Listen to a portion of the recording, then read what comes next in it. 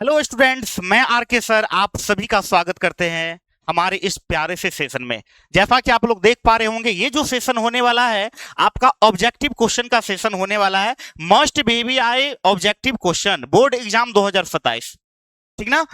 इसमें जो भी क्वेश्चन हम करवाएंगे ये फारा का फारा क्वेश्चन आपके एग्जाम में पूछा गया है पिछले साल या उससे भी पिछले साल। सारा क्वेश्चन आपके प्रीवियस ईयर से लिया गया है और आपको जो क्वेश्चन देखने को मिलेगा कहीं ना कहीं इसी टाइप का क्वेश्चन आपको 2027 में भी देखने को मिलेगा, है ना। ये क्वेश्चन करवाने का मेरा एक ही मकसद है, पर्पस है कि आपको ये पता चल सके कि मेरे एग्जाम में किस टाइप का क्वेश्चन पूछा जाता है और किस लेवल का क्वेश्चन आता है ना। तो ये जानना बहुत ही जरूरी होता है स्टूडेंट के लिए कि मेरा जो एग्जाम होने वाला है ना, उसमें किस टाइप का क्वेश्चन पूछा जाता है और कितना लेवल का क्वेश्चन पूछा जाता है, ठीक ना। तो स्टार्ट किया जाए, आप लोग बने रहिएगा वीडियो में और साथ ही साथ सभी स्टूडेंट कॉपी और पेन के साथ बैठेंगे और मेरे साथ क्वेश्चन बनाने का भरपूर प्रयास करेंगे सभी स्टूडेंट, ठीक ना।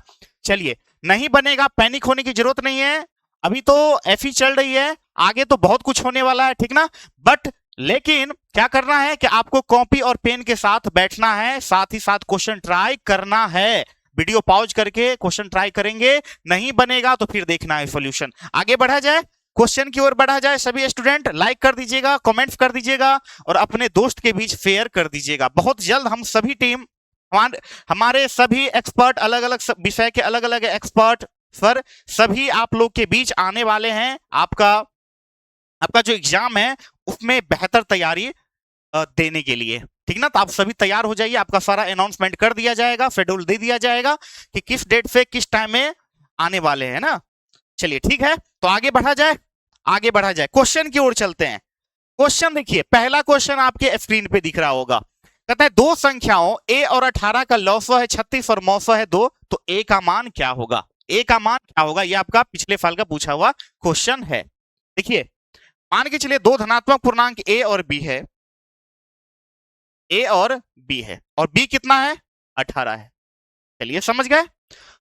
तो मुझे पता है कि दोनों पूर्णांक का गुणनफल वो दोनों पूर्णांक का एलसीएम और एचसीएफ के गुणनफल के बराबर होता है। समझ गए, ऐसा होता है। तो a और b के जगह पे क्या है, 18।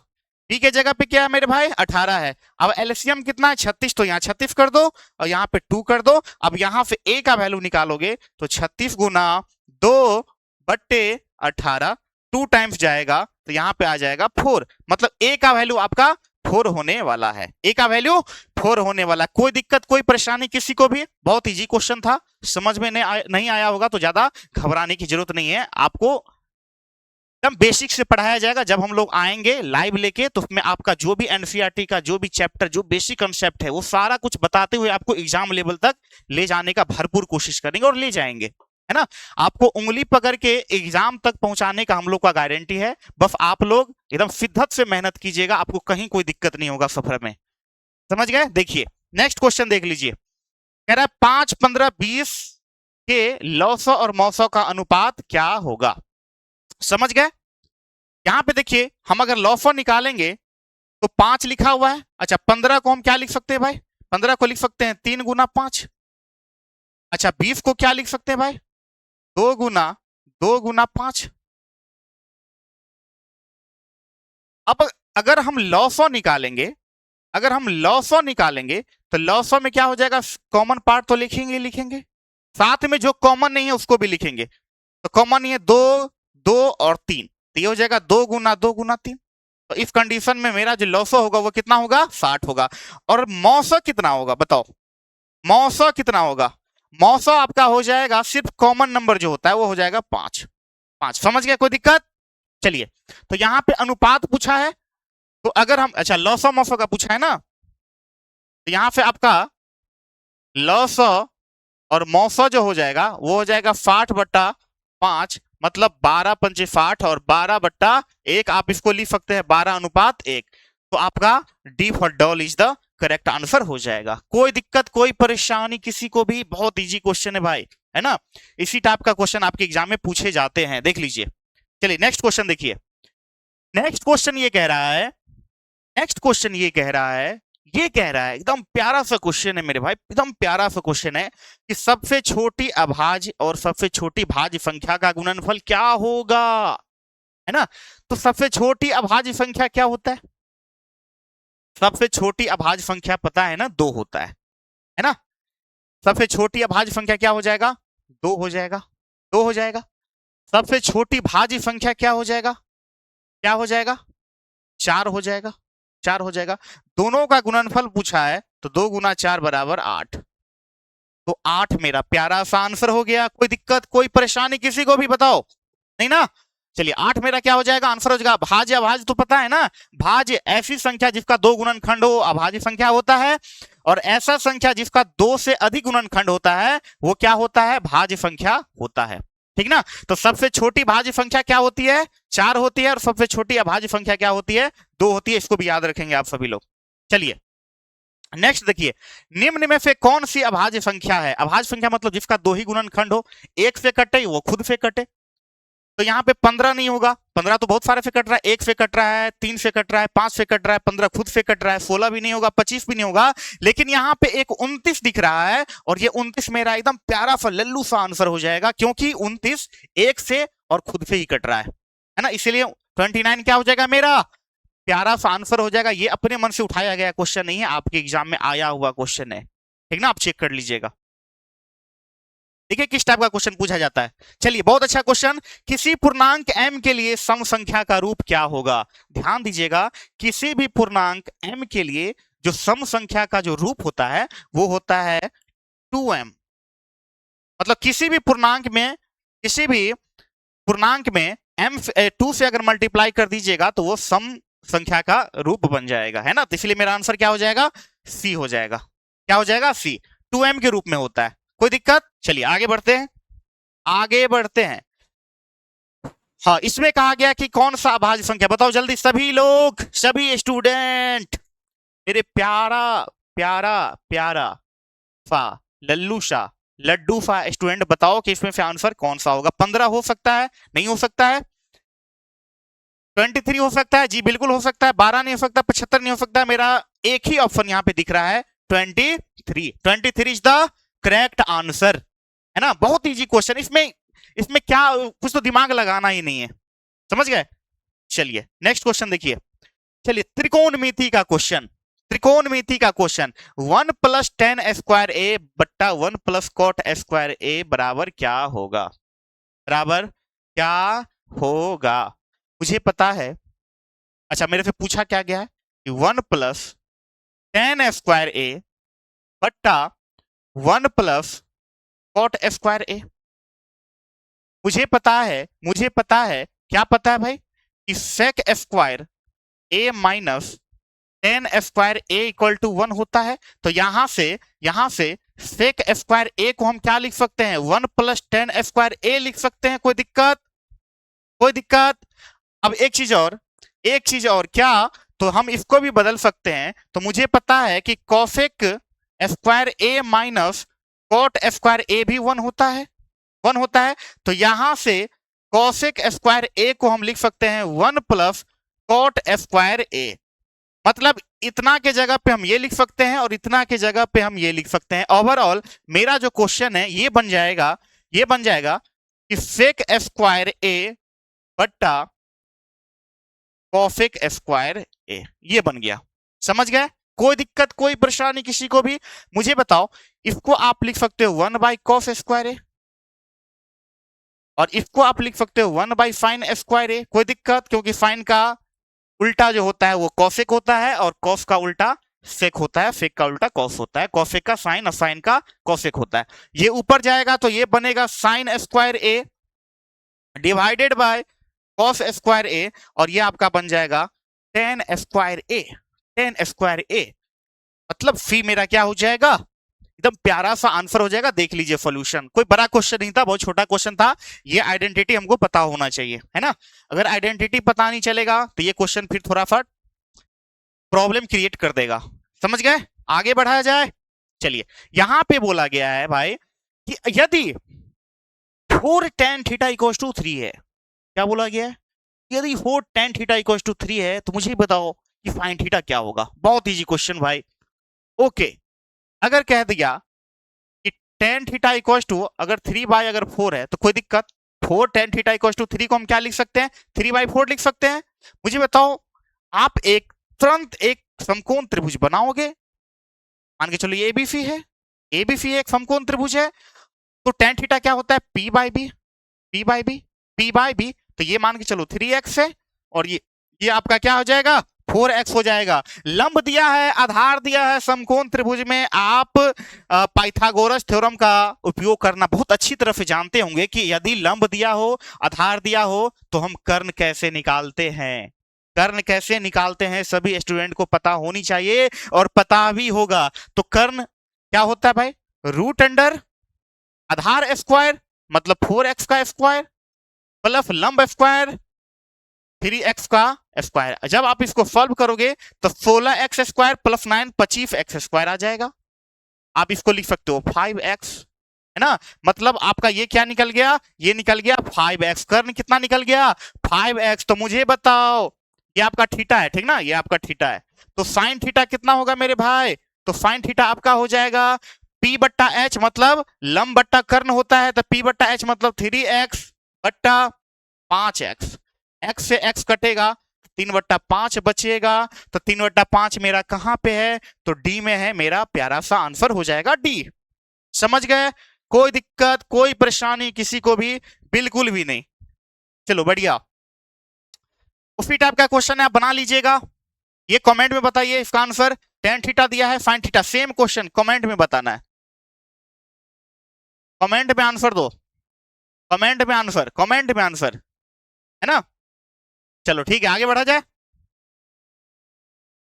कहता है कि यदि थीटा बराबर 45 डिग्री है तो sine theta plus cos theta कितना होगा? कुछ मत करो, उसमें रख दो थीटा के जगह पे 45, मतलब साइन 45 प्लस कॉस 45 का वैल्यू हमको बताना है।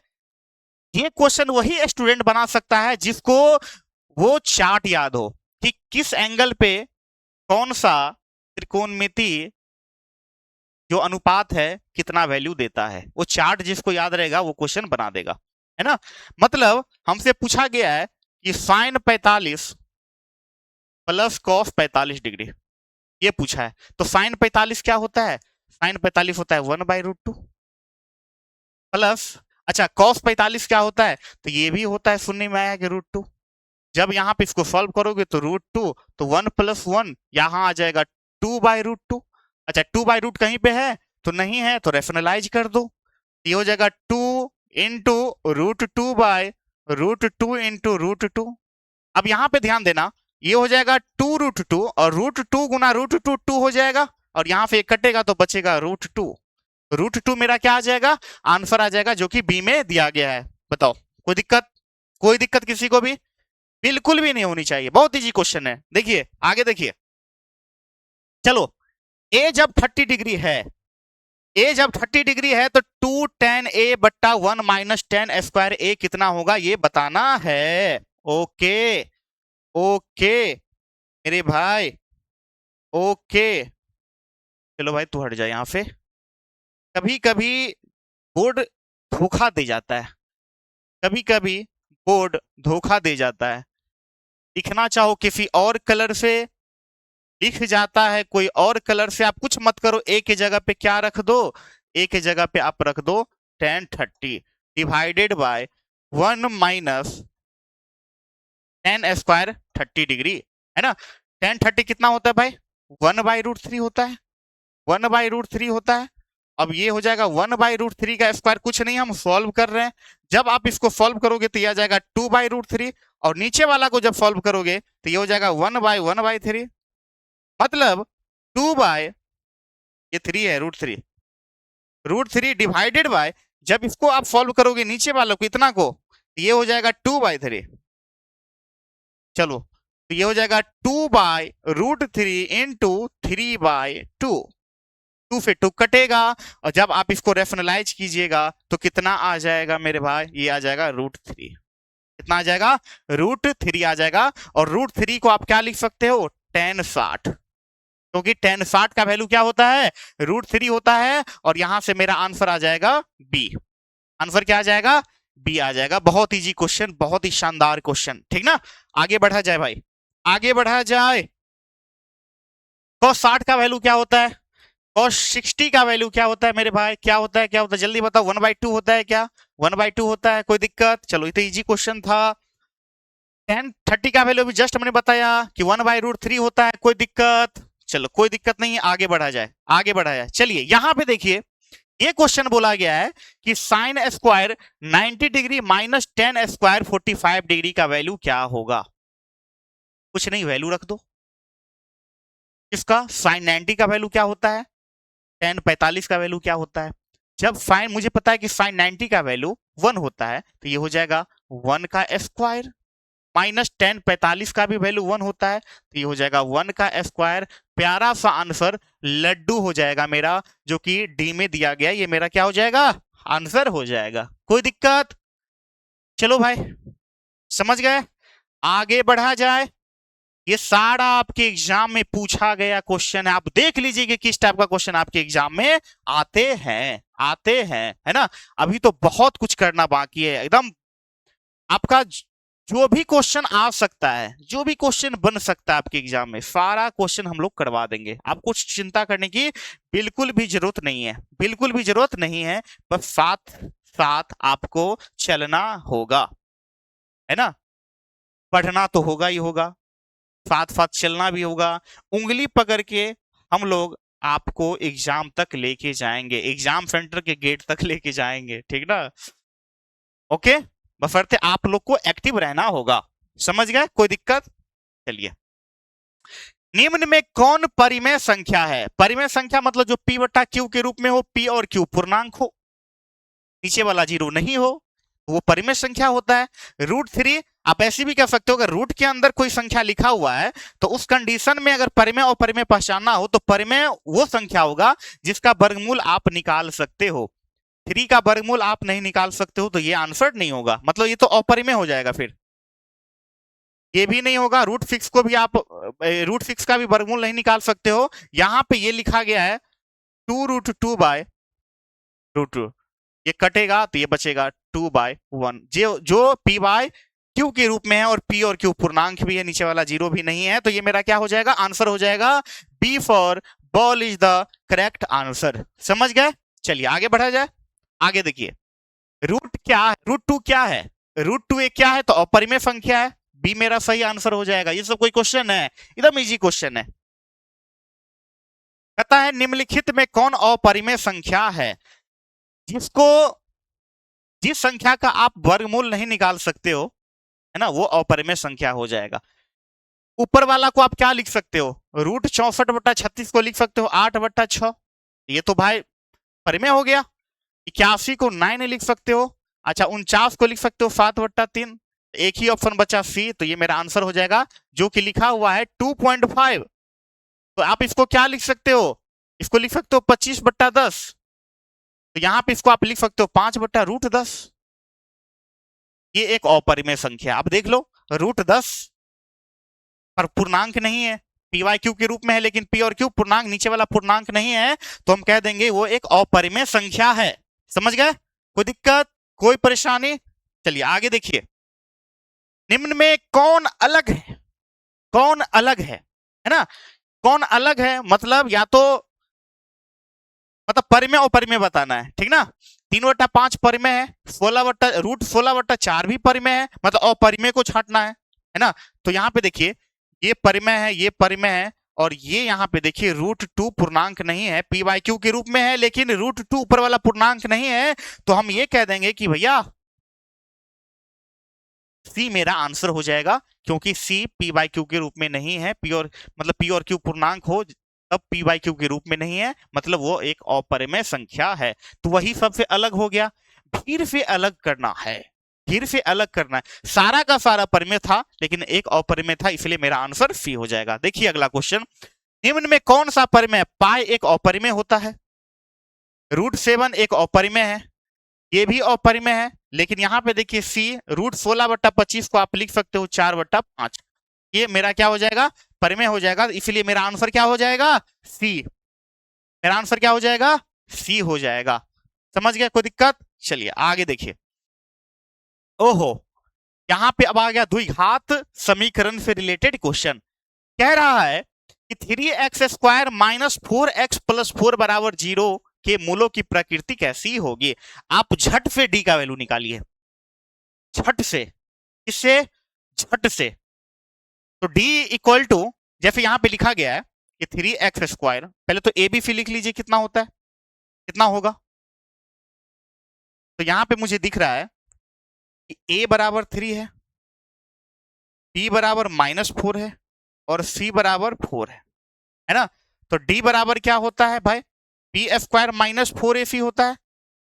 तो d बराबर हो जाएगा b² मतलब -4 का स्क्वायर, -4 का स्क्वायर -4 इंटू ए कितना है 3 और c कितना है भाई 4। तो ये हो जाएगा 16, 4 चौका 16 तिया 48। तो ये तो 0 से छोटा आ गया ना, मतलब 16 माइनस 48 करोगे तो ऋणात्मक पूर्णांक आएगा जो कि 0 से छोटा होगा।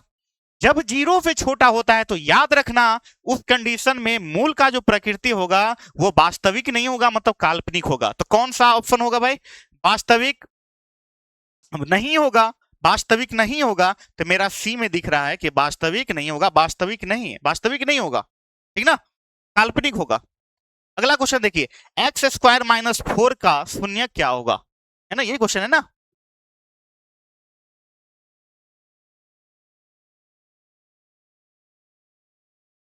x² माइनस 4 इक्वल टू 0 कर दो। तो यहां से x² इक्वल टू आएगा 4, तो x इक्वल टू आ जाएगा √4 और x का वैल्यू आ जाएगा +-2। मतलब आप इसको ऐसे लिख सकते हो 2 और -2, 2 और -2 जो कि सी में दिया गया है। सी मेरा क्या हो जाएगा, आंसर हो जाएगा। प्यारा सा, एकदम छोटा सा क्वेश्चन था, बहुत बड़ा क्वेश्चन नहीं था, एकदम छोटा सा क्वेश्चन, छोटा सा क्वेश्चन, एकदम छोटा सा क्वेश्चन। समझ गए क्या सभी स्टूडेंट? आगे बढ़ा जाए क्या, परमिशन है आगे बढ़ने का, बताओ सभी लोग। चलो आगे बढ़ते हैं, आगे बढ़ते हैं। का विवेचक क्या होगा, डिस्क्रिमिनांट, मतलब डी का वैल्यू आपसे देखो, विविधकर, विवेचक, ये दो नाम आपसे पूछा जा सकता है, घबराना नहीं है, दोनों का मतलब डी ही होता है, मतलब डी का वैल्यू आपको निकाल देना है, ठीक ना। तो यहां पे देखो, सबसे पहले यहां पे ए कितना होगा, ए तो 1 है, नहीं कुछ तो x² का पीछे वाला क्या है, गुणांक क्या है 1 है, तो a = 1 हो जाएगा।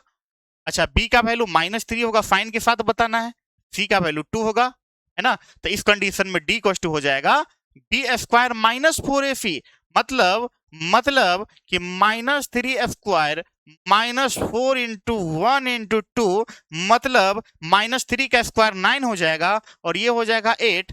1 ग्रेटर देन 0 है तो डिस्क्रिमिनांट क्या हो जाएगा, 1 आ जाएगा। ये करने की जरूरत नहीं है, मतलब 1 है तो ग्रेटर देन 0, तो इस कंडीशन में मेरा आंसर क्या आ जाएगा। इसमें ये नहीं पूछा है कि मूल का प्रकृति, तो ये बताना जरूरी नहीं है, बस सिंपल फॉर्म से ये पूछा है, सिंपल फॉर्म से ये पूछा है कि बताइए कि डिस्क्रिमिनांट का वैल्यू क्या होगा। तो डिस्क्रिमिनांट का वैल्यू मतलब डी का वैल्यू 1 हो जाएगा। कोई दिक्कत?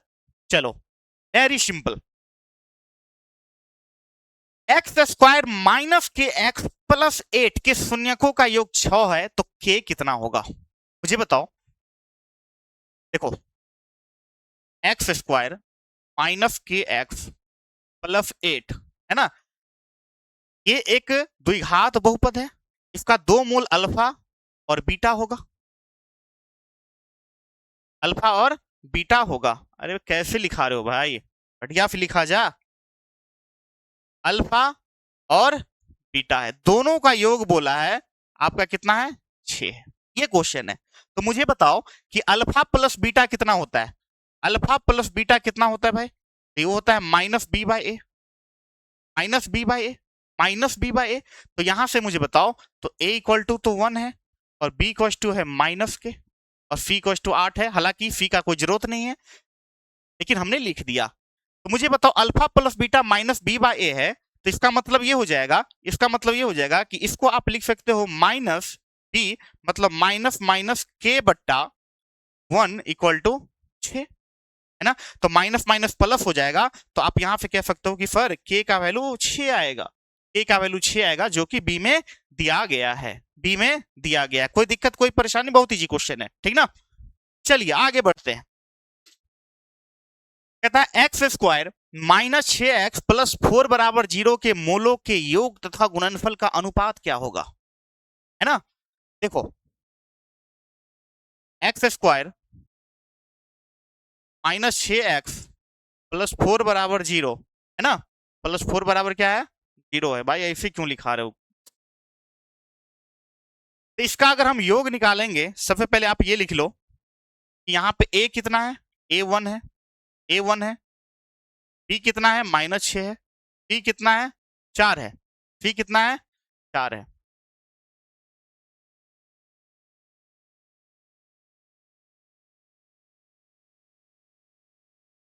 ठीक ना। तो क्या बोला गया है, मूलों का योग। तो अल्फा प्लस बीटा,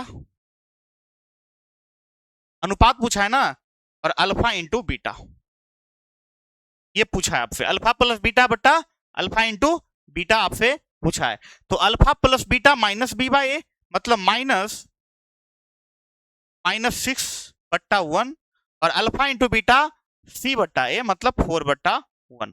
ये फॉर्मूला है क्या, अल्फा प्लस बीटा बी बट्टा माइनस बी बट्टा ए, अल्फा इंटू बीटा सी बट्टा ए। जब आप इसको सॉल्व करोगे तो ये आएगा 6/4, मतलब 3/2 आएगा, है ना। ये मेरा आंसर हो जाएगा 3/2। अब इसी को लिख सकते हो 3:2, 3:2, सी में दिया गया है, सी मेरा क्या हो जाएगा, आंसर हो जाएगा। कोई दिक्कत कोई परेशानी। चलो आगे बढ़ा जाए। निम्नलिखित में कौन सा बहुपद नहीं है, ध्यान दीजिएगा। अगर किसी बहुपद में, है ना, बहुपद होने का एक ही शर्त है कि उस बहुपद में चर का घात, है ना, हमेशा हमेशा एक धनात्मक पूर्णांक होनी चाहिए, हो धनात्मक पूर्णांक हो। समझ गए। आप ये भी कह सकते हो कि अगर कोई बहुपद है वो तभी वो बहुपद होगा अगर कोई बहुपद में अगर चर का घात अगर एक पूर्ण संख्या है तो हम कह देंगे कि वो बहुपद होगा, अदरवाइज वो बहुपद नहीं हो सकता है। मतलब उस बहुपद में चर का घात भिन्न में नहीं हो सकता है और ऋणात्मक पूर्णांक नहीं हो सकता है। समझ गए। तो यहाँ पे आप चेक कर लीजिए कि कौन सा ऐसा है भाई जिसमें चर का घात भिन्न हो रहा है। ऐसा तो इसमें कुछ है नहीं, तो ये ऑप्शन होगा। नहीं वाला पूछा है तो ये तो है बहुपद, ये है तो ये नहीं होगा। अच्छा ये भी नहीं होगा, ये भी नहीं होगा। यहाँ पे देखिए ये लिखा हुआ है 3x² माइनस 7√x। आप इसको ऐसे भी लिख सकते हो 3x² minus 7x to the power, root हटेगा तो पावर में जाएगा 1/2। अब यहाँ पे देखिए चर का घात कितना आ गया, यहाँ पे चर का घात है 1/2। चर का घात कितना है, 1/2 है, तो इसीलिए यहाँ पे ये बहुपद नहीं होगा। मेरा आंसर हो जाएगा सी। मेरा आंसर क्या हो जाएगा, सी हो जाएगा। मेरा आंसर सी हो जाएगा। अगला देखिए, समांतर श्रेणी 2, 6, 10 के प्रथम 6 पदों का योग कितना होगा, ये बताना है। फटाफट सभी स्टूडेंट बताइए, है ना। एपी का क्वेश्चन है। क्वेश्चन ये कह रहा है कि भैया 2, 6, 10 ऐसे 6 पद है ना, उसका योग कितना होगा वो बताइए। मतलब एस एन का फॉर्मूला लगाना है। फॉर्मूला ये होता है कि n/2 into 2a plus n-1 into D. आपको सारा कुछ पता होना चाहिए, n क्या है, a क्या है, d क्या है, तो आपको ये बताएगा। यहाँ पे देखिए n क्या है, तो n क्या है, तो कितना पदों का बोला है, 6, तो n का वैल्यू हो जाएगा 6। अच्छा a पहला पद होता है, a पहला पद, तो a कितना होगा, a हो जाएगा 2। अच्छा d कितना होगा, d क्या होता है, अगला पद माइनस पिछला पद, ये हो जाएगा d इक्वल्स टू हो जाएगा 6 - 2 4, 6 - 2 4 हो जाएगा। कुछ मत करो, सारा का सारा इसमें क्या कर दो, पटक दो, मतलब फिट कर दो। तो S6 जो होगा वो हो जाएगा आपका 6/2 इंटू 2 इंटू a कितना है, 2 है, प्लस n 6 - 1 इंटू d कितना निकाले हो भाई, 4 निकाले हो। कोई दिक्कत। अब इसको काट कुट करोगे तो 3 आ जाएगा, ये हो जाएगा 4 प्लस 6 में से 1 जाएगा, 5 चौका 20 हो जाएगा। अब यहाँ पे जब आप इसको सॉल्व करोगे तो 20 और 4 24 और 24 या 72 ना, 72 मेरा क्या हो जाएगा, आंसर हो जाएगा। 72 मेरा आंसर हो जाएगा। रंग बिरंग लिखा रहा है, रंग बिरंग लिखा रहा है इस बोर्ड की वजह से, है ना। चलिए ठीक है। कोई दिक्कत, कोई परेशानी किसी को? आगे बढ़ा जाए। कहता है समांतर श्रेणी 6 13 20 dot dot dot dot dot dot dot dot dot dot 216 ये पद की संख्या कितनी है ये बताना है, मतलब n का वैल्यू। आप पद की संख्या मतलब n का वैल्यू बताना है ना। यहाँ पे देखिए a कितना है, 6 है। अच्छा बताओ d कितना होगा, तो 13 में से 6 जाएगा तो 7 6 13, 13 माइनस 6 7, d का वैल्यू 7 आ गया।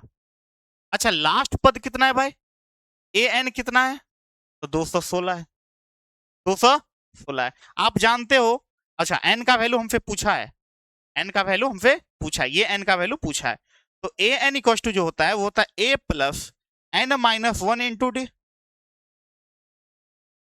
ए एन कितना है 216, आप रख दो यहाँ पे 216 बराबर a कितना है 6 प्लस n निकालना है, n को ऐसे रहने दो, d कितना है, d कितना है 7 है। कुछ मत करो, इसको सॉल्व करो अब, तो ये इधर आएगा तो ये हो जाएगा 210 इक्वल टू यहाँ पे हो जाएगा n माइनस 1 इंटू 7।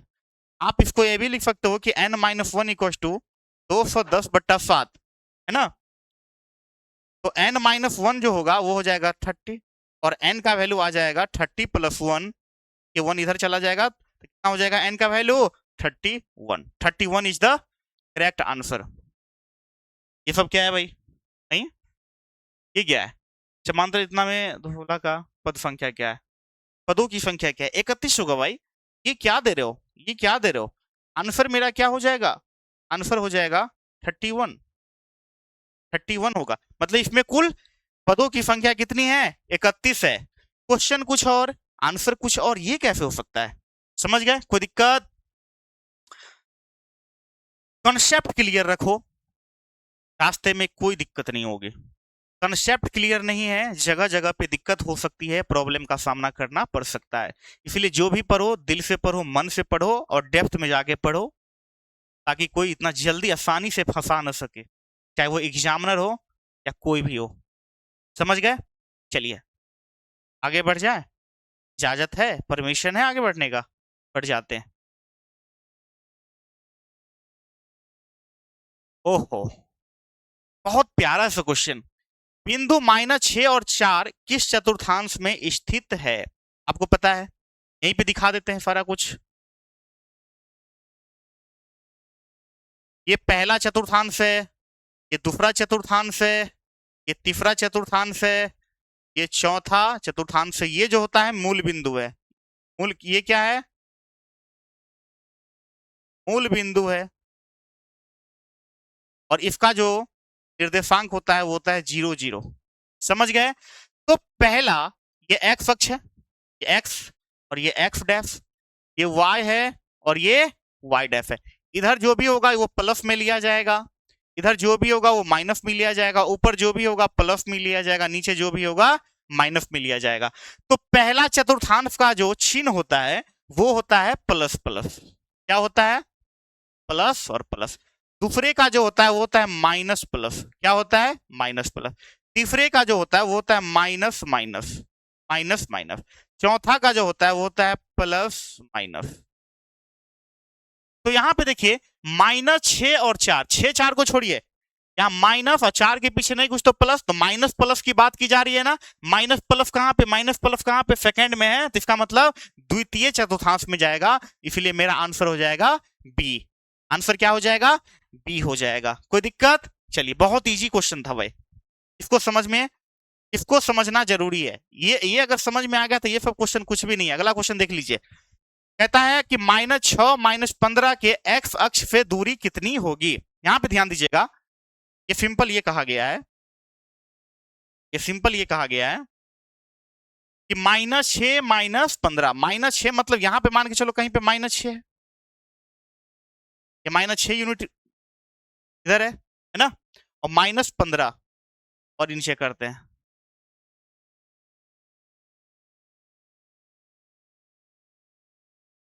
और ये जो है ये -15 है यूनिट है।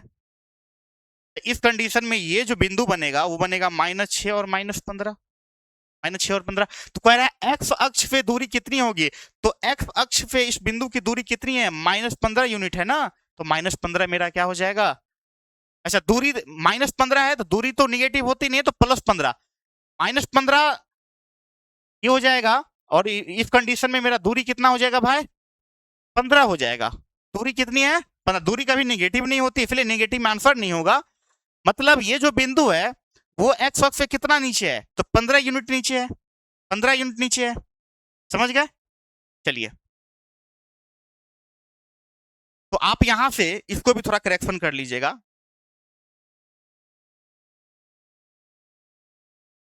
थोड़ा कर लीजिएगा। ये 15 है और ये आपका 6 है। ये आपका 6 है। इस कंडीशन में जो बिंदु का निर्देशांक होगा -6 -15 होगा। चलिए आगे बढ़िए। दूरी सूत्र का फॉर्मूला आप जानते हैं कि मान के चलो कि कोई बिंदु है, यह है x1 y1 और ये है x2 y2। इस कंडीशन में जो दूरी होगा, इस कंडीशन में जो दूरी होगा वो दूरी का फॉर्मूला होता है कि x2 - x1 का स्क्वायर प्लस y2 - y1 का स्क्वायर। तो आप मान लीजिए कि ये x1 y1 है और ये x2 y2 है ना? x1 y1 और x2 y2 है, ठीक ना? तो समझ गए यहाँ पे क्या हो जाएगा? 3 और -1 इसका स्क्वायर हो जाएगा प्लस y2 - y1 मतलब 7 - 3 x2 - x1। अबे यार,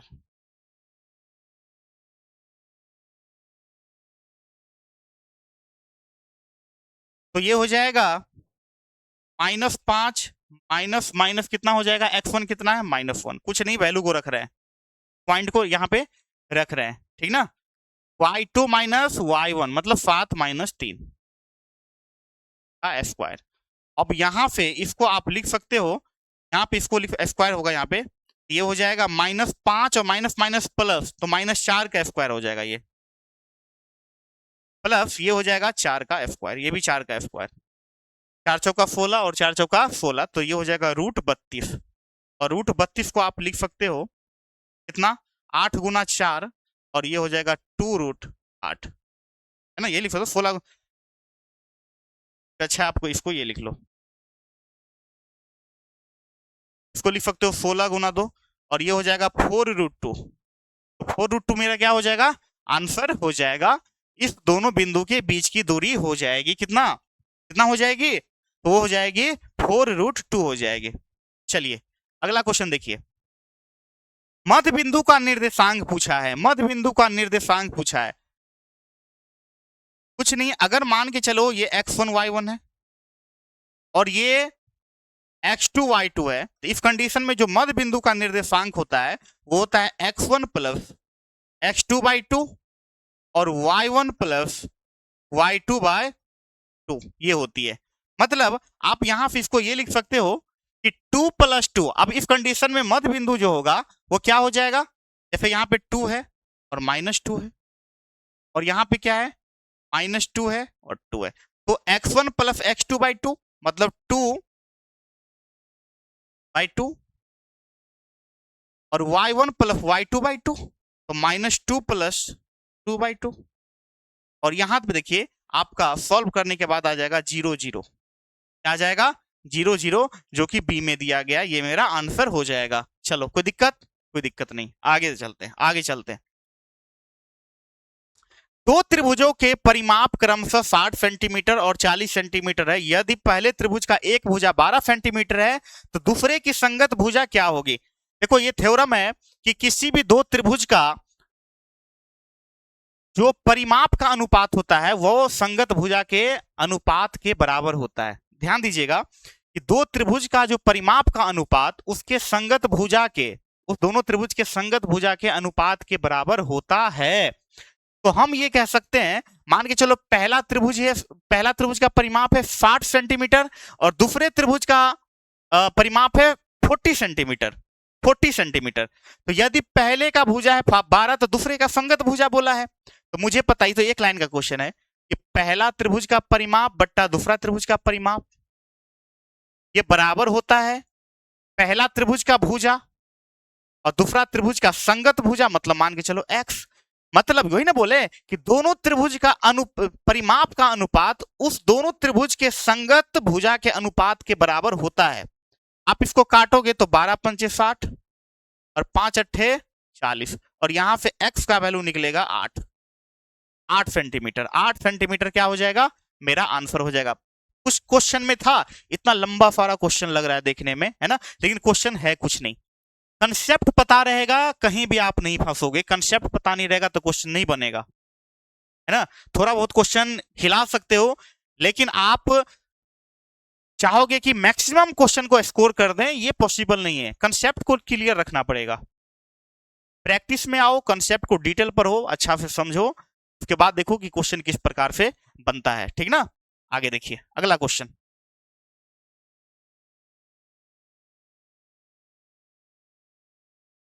यहां पे बोला गया है कि डीई समांतर बीसी है और एडी बट्टा ए बी है 3/5, तो ए बट्टा ए सी पूछा गया आपसे। यहां पे देखो एक त्रिभुज को ड्रॉ करते हैं, ये ए बी सी है और कह रहा है कि डीई बीसी के समांतर है,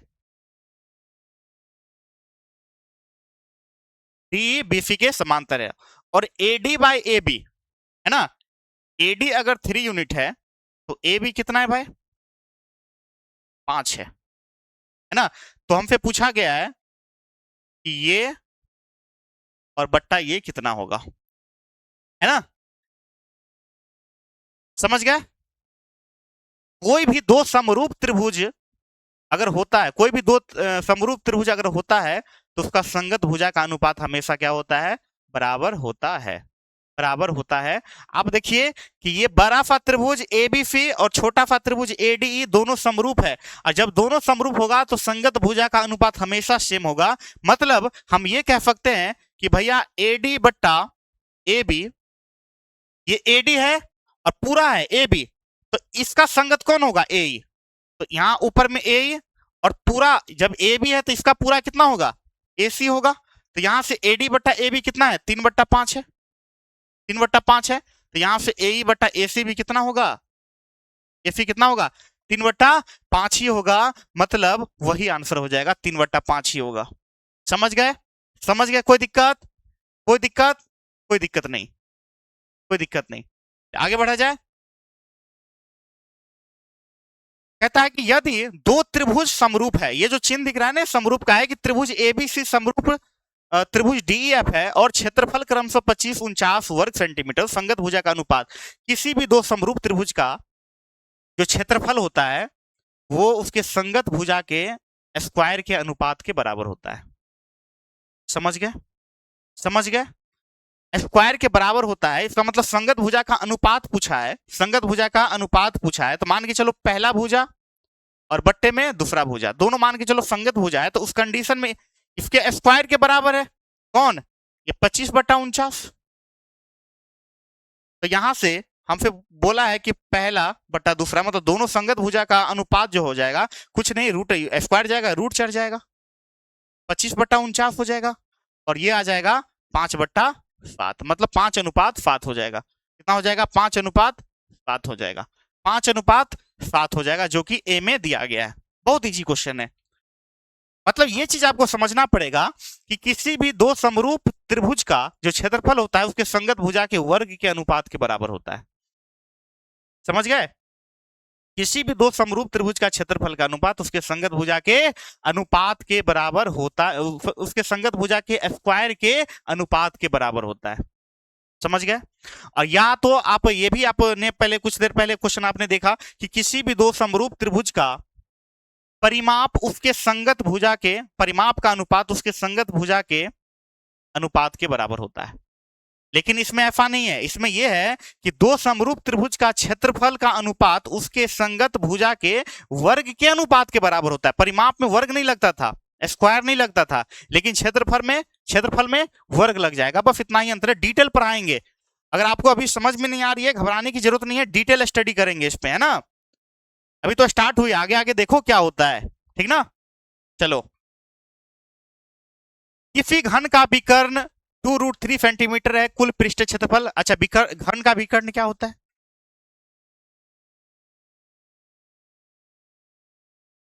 घन का विकर्ण होता है भुजा √3, भुजा को मान के चलो a √3 कर देते हैं, a कर देते हैं, है ना, मतलब भुजा √3 होता है, और ये कितना दिया गया है, 2√3 दिया गया।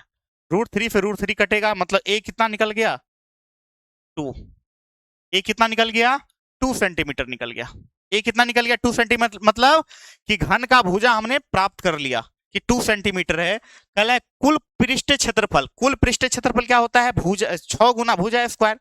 घन का जो कुल पृष्ठ क्षेत्रफल होता है वो होता है 6 गुना भुजा स्क्वायर, मतलब a स्क्वायर। तो 6 गुना 2 का स्क्वायर, मतलब 6 गुना 4 बराबर हो जाएगा 24 सेंटीमीटर स्क्वायर।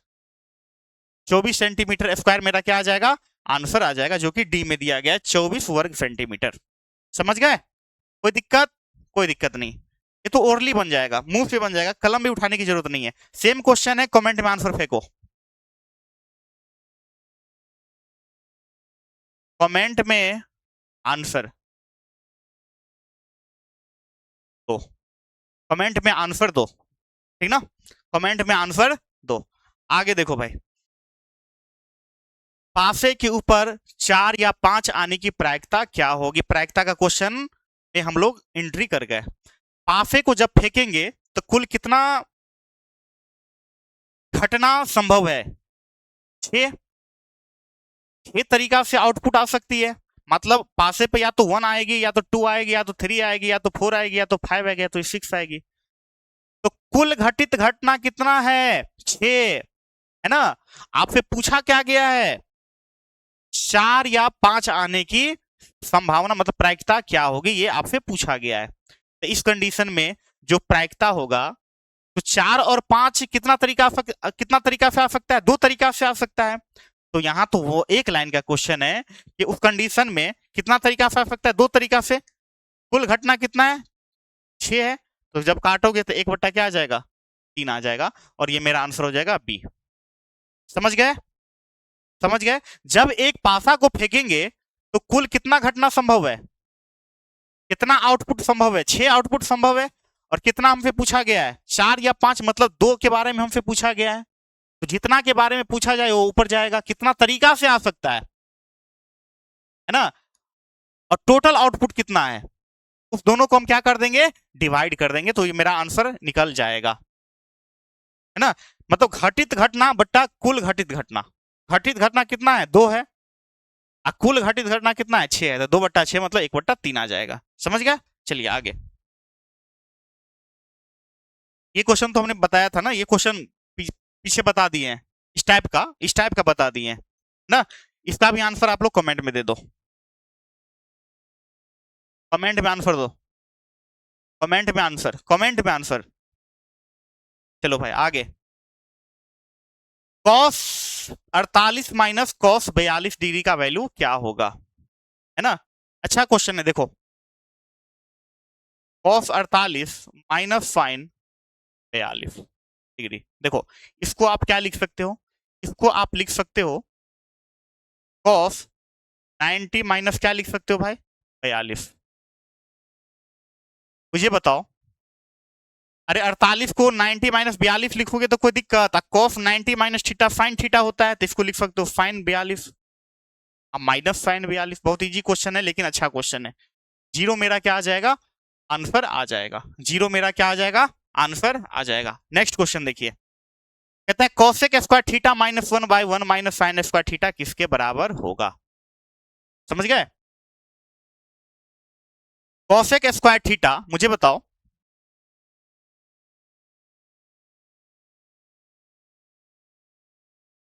यहां पे देखो कि कॉसेक स्क्वायर थीटा -1 जो होता है वो होता है कॉट स्क्वायर थीटा,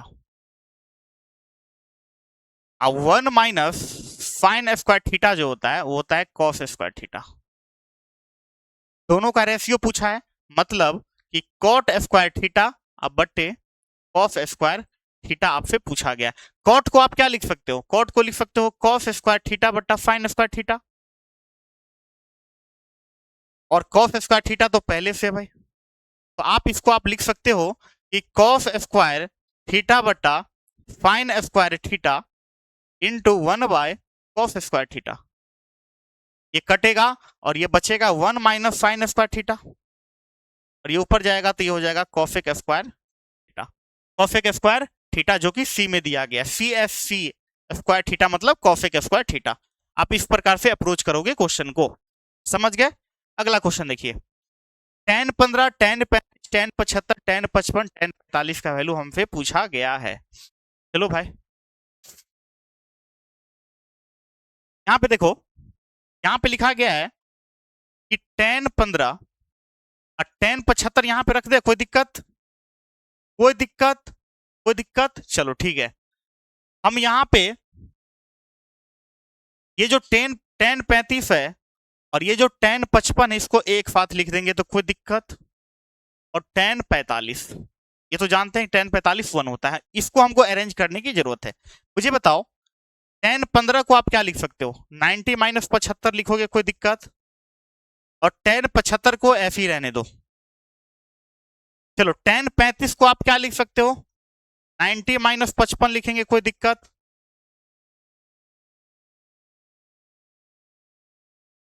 कोई दिक्कत?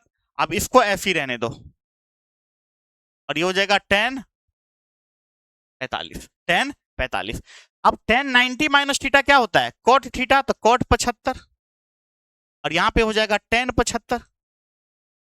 अब ये tan 90 माइनस थीटा मतलब cot 55 into tan 55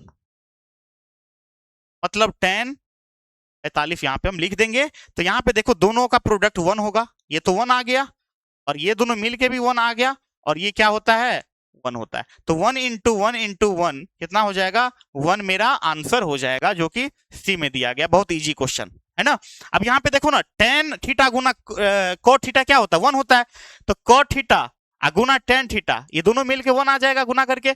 cot theta into tan theta दोनों गुना करके 1 आ जाएगा, और tan 45 का वैल्यू 1 होता है, सबको मल्टीप्लाई कर दिए, गुना करने के लिए बोला गया तो 1 आ जाएगा। 1 गुना 1 गुना 1 1 आ जाएगा, है ना। चलिए आगे, 8 सेंटीमीटर त्रिज्या वाले वृत्त के अंतःवर्ग का क्षेत्रफल क्या होगा? देखो एक वृत्त है, इसके अंदर एक वर्ग बनाया गया है। ये वर्ग लग नहीं रहा है भाई, रुको, ये वर्ग लग नहीं रहा है। शेप किधर गया? शेप।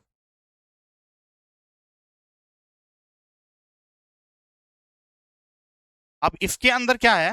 वर्ग बनाया गया है।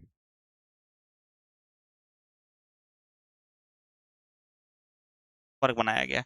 अब कहता है कि इसका त्रिज्या कितना है? त्रिज्या है 8 सेंटीमीटर। ये कितना है? 8 सेंटीमीटर। तो इधर भी ये केंद्र है और ये त्रिज्या है ना। तो इधर भी ये कितना हो जाएगा? 8 सेंटीमीटर। तो टोटल कितना हो जाएगा? टोटल आपका हो जाएगा 16 सेंटीमीटर। ओवरऑल हमको ये पता चल गया कि वर्ग का जो विकर्ण है, मतलब वर्ग का जो विकर्ण है, हमको पता चल गया 16 सेंटीमीटर है। बताओ, लॉजिक लॉजिक लगाओ कि जो हमने क्वेश्चन पढ़ा उसके अकॉर्डिंग जब हमने फिगर बनाया तो यहां से यहां तक 8 सेंटीमीटर और यहां से लेके यहां तक 8 सेंटीमीटर, मतलब टोटल डिस्टेंस, टोटल जो लेंथ हो जाएगा वो हो जाएगा 8 प्लस 8 मतलब 16 सेंटीमीटर। 16 सेंटीमीटर हो जाएगा, हो जाएगा। चलो ठीक है, हो जाएगा। तो वर्ग का विकर्ण जो होता है वो होता है √2। अब इसका विकर्ण क्या होता है? √2 इंटू भुजा इक्वल टू हो जाएगा 16। तो पूछा क्या गया? वर्ग का क्षेत्रफल ना। तो वर्ग का क्षेत्रफल क्या होता है? भुजा स्क्वायर। तो यहां से अगर हम भुजा लिखेंगे तो भुजा हो जाएगा 16 बट्टा √2। अब इसका जब हम क्षेत्रफल लिखेंगे, वर्ग का क्षेत्रफल, तो ये हो जाएगा भुजा स्क्वायर मतलब 16 बट्टा √2 का स्क्वायर हो जाएगा। मतलब 16 गुना 16 बट्टा √2 का स्क्वायर मतलब 2, 2 अट्ठे 16, 128 सेंटीमीटर स्क्वायर।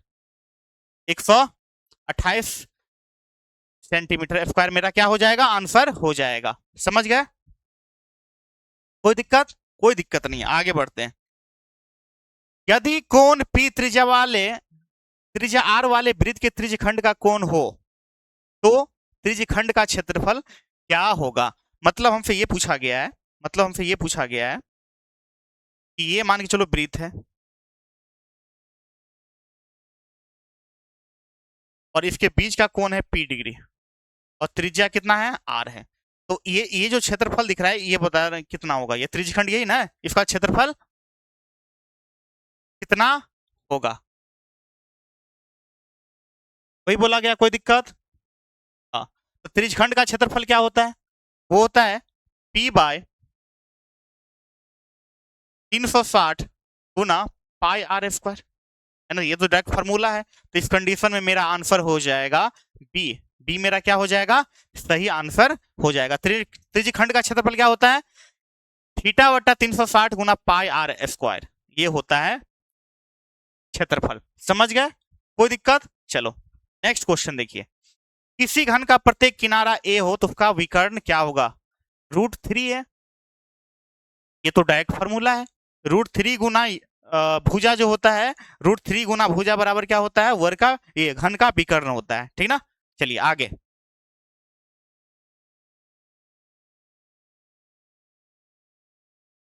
यदि केंद्र O और त्रिज्या R वाले वृत्त में AOB थीटा है तो चाप AB की लंबाई क्या होगी। वही चीजें हैं कि अगर मान के चलो, अब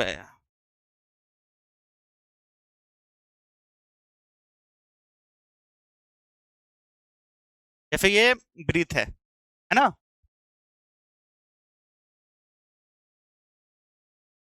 केंद्र O है और ये A है और B है और ये क्या है, थीटा है। तो कह रहा है कि इसकी लंबाई का फॉर्मूला क्या होगा, इसका लंबाई क्या होगा। तो जानते हो ना कि थीटा बट्टा 360 ये सारा का सारा फॉर्मूला है, into 2 pi R, into 2 pi R, into 2 pi R. कहाँ पे ऑप्शन ऐसा है, आप देखो यहाँ पे ऐसा ऑप्शन तो सेम नहीं है, लेकिन यहाँ पे कुछ ट्रांसफॉर्मेशन किया गया है, इसको काटा गया है यहाँ से, तो ये हो जाएगा 180।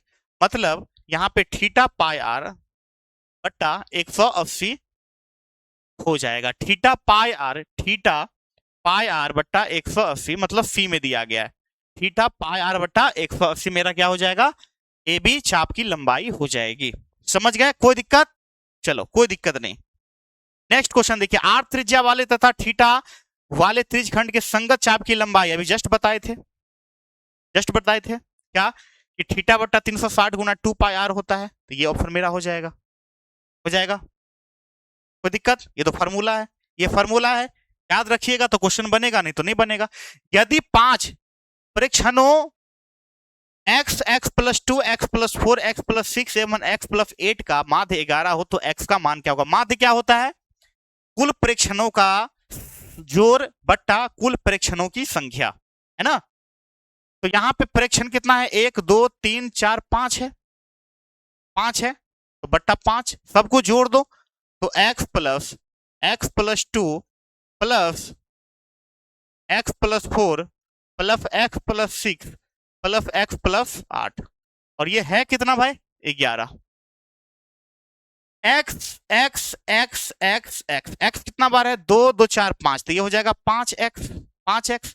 अब यहाँ पे देखिए 2 4 2 6 6 6 6 12 12 8 20 बराबर, ये 5 उधर जाएगा तो ये 55 हो जाएगा, सारा का सारा कैलकुलेशन है।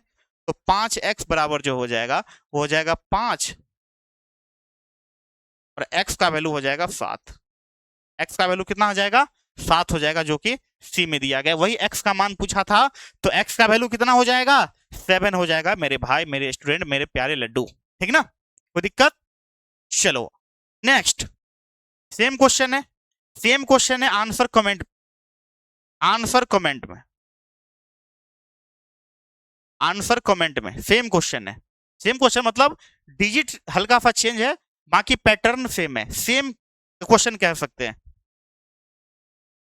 प्रथम 6 समप्राकृत संख्याओं का माध्य कितना होगा। प्रथम 6 समप्राकृत, सम भी हो प्राकृत भी हो, तो 2 4 6 8 10 12 कितना हुआ, 2 2 4 2 6 हो गया, 6 बोला है बट्टा में 6, बस यही करना था, सबको ऐड कर दो